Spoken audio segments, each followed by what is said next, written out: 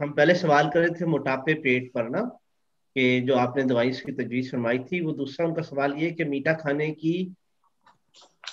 Craving, کھانے کے بعد میٹھا کھانے کے بعد کریونگ، یعنی کھانے کے بعد ان کو مجھے تو میٹھا سوال کھانے کی کریونگ ہے، میٹھا کھانے کی کریونگ، یہ کھانے کے بعد تو خیر میٹھا کھانا میرا خیال سنت بھی ہے، تو یہ تو ضروری نہیں ہے۔ ویسے اگر میٹھا کھانے کی ان کو بے شمار عادت ہو، کئی لوگوں کو کریونگ ہوتی ہے، ان کو دل کرتا ہے کہ ہر وقت میٹھا کھائیں، رس گلے کھائیں، گلاب جامن کھائیں، بالوشیاں کھائیں، جلیبیاں کھائیں، گڑ کھائیں، ٹافیاں کھائیں، چاکلیٹ کھائیں۔ اگر تو کسی کو چاکلیٹ کھانے کی کریونگ ہے تو وہ چاکلیٹ 1000 میں دوائی ہفتہ بھر کھائے تو اس کی وہ کریونگ کم ہو جائے گی۔ میٹھا کھانے کی کریونگ ہے ارجنٹم نائٹریکم 1000 میں،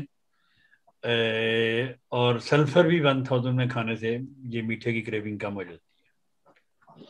جزاک اللہ، آپ نے ان کے تیسرے سوال کا بھی جواب دے دیا، چونکہ کہتے ہیں کہ مثلا بچہ ان کا بہت ضد کرتا ہے، چاکلیٹ کھاتا ہے، غصہ کرتا ہے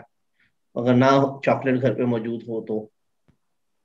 یعنی کہ ضدی بچہ۔ ہے۔ دیکھیں ضدی بچہ ہے، اس طرح یکدم تو آپ نہیں روک سکتے اس کو، لیکن بچوں کو ایسا ایسا سمجھانا چاہیے اور تھوڑی تھوڑی چیز ان کو دے دینی چاہیے۔ اگر وہ ضد کرتا رہے گا تو اس لیے اس کو اپنے آپ کو وہ خراب کرے گا۔ اگر بچے کی ضد کو وقتی طور پر دور کرنے کے لیے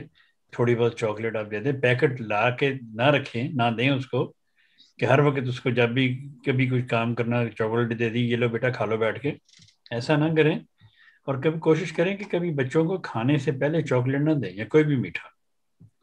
ہمیشہ کھانے کے بعد بچوں کو بے شک چاکلیٹ آپ تھوڑی سی دے دیا کریں، لیکن کھانے سے پہلے نہ دیں، ان کی بھوک مر جاتی ہے۔